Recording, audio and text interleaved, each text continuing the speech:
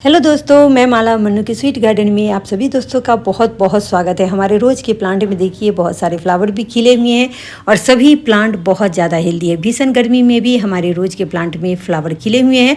बिना green net का हमारा टेरेस गार्डन है दोस्तों, और जितने भी हमारे रोज़ के प्लांट हैं सभी देखिए फ्लावर उसमें लगे हुए हैं और प्लांट भी सभी बहुत ज़्यादा हेल्दी है। नए नए सूट्स भी हैं और बहुत सारी कलियाँ भी हैं। तो मैं अपने रोज़ के प्लांट का कैसे केयर करती हूँ भीषण गर्मी में, यही मैं आपको इस वीडियो में शेयर करने वाली हूँ।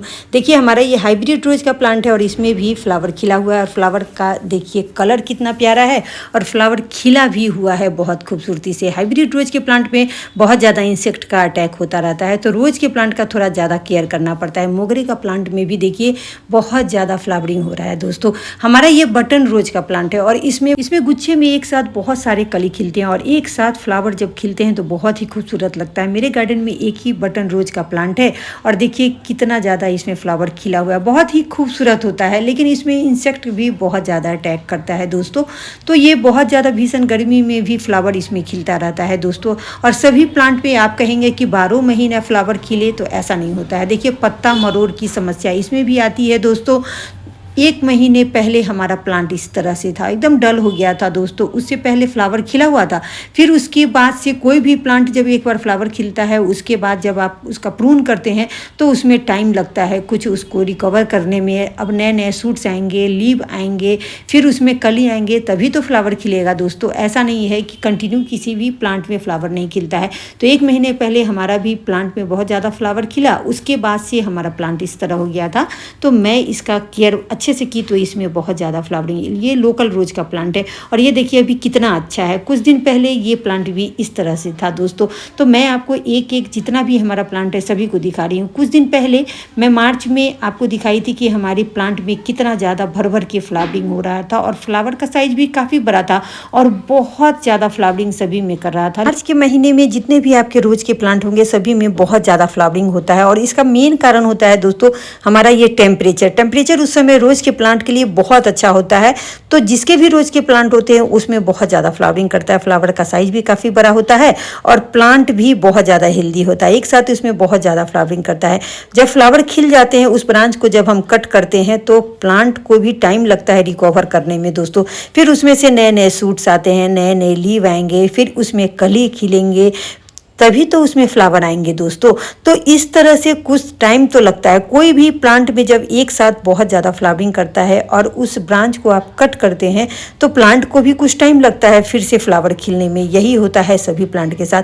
तो मेरे भी सभी प्लांट के साथ यही हुआ है दोस्तों। मैं जब प्लांट में बहुत ज़्यादा फ्लावरिंग किया था मार्च के महीने में, तो लास्ट में मार्च में हमने सभी प्लांट को बहुत अच्छा से प्रून कर दिया था।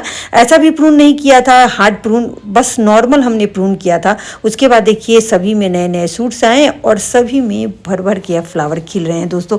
सभी में बहुत ज़्यादा कलियाँ भी हैं, लेकिन बीच में पत्ता मरोड़ की भी समस्या आ गई थी दोस्तों। बहुत ज़्यादा इंसेक्ट का अटैक हो गया था। अप्रैल के महीने में इंसेक्ट का अटैक बहुत ज़्यादा होता है और लास्ट अप्रैल तक, और बहुत ज़्यादा जब गर्मी होता है मई में भी इसमें इंसेक्ट का बहुत ज़्यादा अटैक होता रहता है।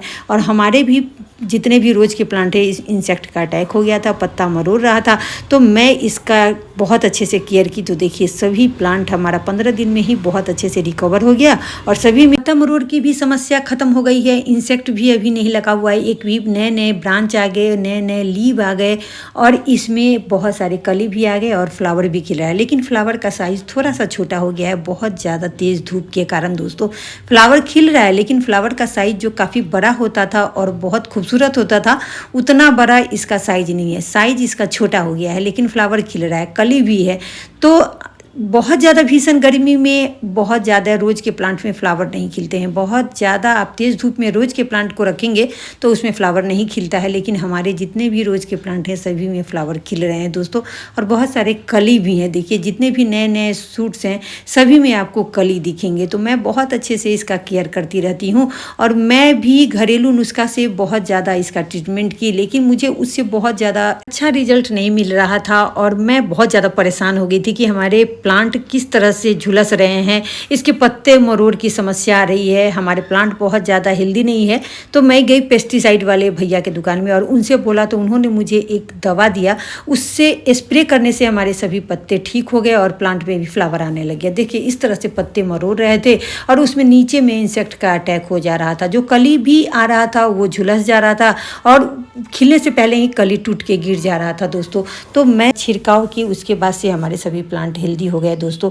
तो मैं इसका केयर करती हूँ, मैं हमेशा इसका मिट्टी का गुड़ाई नहीं करती हूँ, महीने में एक बार मैं मिट्टी का गुड़ाई कर देती हूँ और हमेशा जब पानी डालती हूँ तो मिट्टी चेक करके डालती हूँ। जब पानी मिट्टी में नमी रहता है बना हुआ तो मैं पानी बहुत ज़्यादा इसमें नहीं डालती हूँ, थोड़ा सा पानी डाल देती हूँ जब मिट्टी ड्राई हो जाता है। तो गुलाब में बहुत ज़्यादा पानी की ज़रूरत नहीं है। देखिए हमारी मिट्टी में केचुआ भी है दोस्तों और ये प्लांट के लिए बहुत ज़्यादा बढ़िया होता है। मिट्टी बहुत अच्छा होने पे केचुआ उसमें रहता है। देखिए कई सारे केचुआ इसमें है हमारे मिट्टी में। तो मैं पानी डेली डालती हूँ लेकिन थोड़ा डालती हूँ दोस्तों। और देखिए यही दवा उन्होंने मुझे दिया और ये दवा मुझे 150 रुपये में मिला दोस्तों। तो मैं लाई और मैं इसे शाम के समय में एक 1.5 लीटर वाले बोतल में थोड़ा सा 1 ml के करीब उसमें डाली, क्योंकि बहुत ज़्यादा अभी गर्मी है तो बहुत ज़्यादा इसमें नहीं डालना है, बस थोड़ा सा मैं 4-5 बूंद इसमें डाल करके और देखिए 1.5 लीटर बोतल में पानी रखी हूँ और इसमें दवा डाल करके मैं सभी में शाम के समय मैं छिड़काव की हूँ दोस्तों।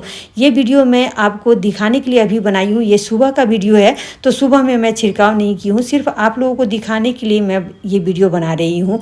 तो देखिए इस तरह से शाम के समय में ही किसी फंगिसाइड का यूज करना चाहिए या फर्टिलाइज़र का यूज करना चाहिए। मैं भी शाम में ही करती हूँ, ऑफिस से आती हूँ तो अपने प्लांट में जो भी फंगिसाइड मुझे स्प्रे करना होता है तो मैं उसी समय करती हूँ और सप्ताह में मैं 2 बार इसका स्प्रे की दोस्तों।